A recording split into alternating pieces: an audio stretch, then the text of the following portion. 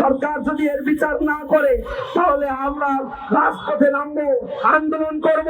প্রয়োজনে এই আন্দোলন সরকার হটাও আন্দোলন পর্যন্ত বিলম্বিত করতে পারে। সরকারের যারা কর্তা ব্যক্তি রয়েছে, প্রধানমন্ত্রী, তার কাছে অনুরোধ জানাই, অনুনয় বিনয় করে আমরা বলতে চাই যে মায়ের বুক খালি হয়েছে, যে সন্তান তার পিতৃহারা হয়েছে, যে বাবা তার সন্তানকে হারিয়েছে, যে সন্তান তার বাবাকে হারিয়েছে, প্রতিটা খুনের বিচার বাংলাদেশে করতে হবে। অন্যথায় জনগণকে নিয়ে আমরা রাজপথে আন্দোলন করব, নিশ্চিত করব এই বাংলাদেশে জাস্টিস ইনশাআল্লাহ। সাইফুল্লাহ ভাইয়ের শোক সন্তপ্ত পরিবারের জন্য আমরা দোয়া করি, তার জন্য দোয়া করি আল্লাহ রাব্বুল আলামিন এই অসময়ে যে ফুলটি ঝরে গেল, আল্লাহ রাব্বুল আলামিন যেন তাকে জান্নাতের উচ্চ মাকাম দান করেন।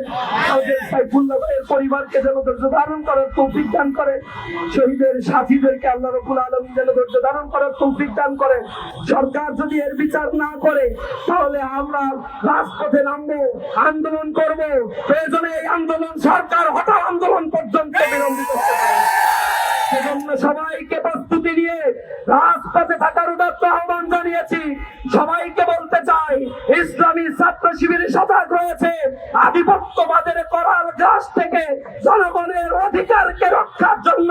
ইসলামী ছাত্র শিবির বাংলার প্রতি ইঞ্চি মাটিকে পাঠাতে ইনশাআল্লাহ।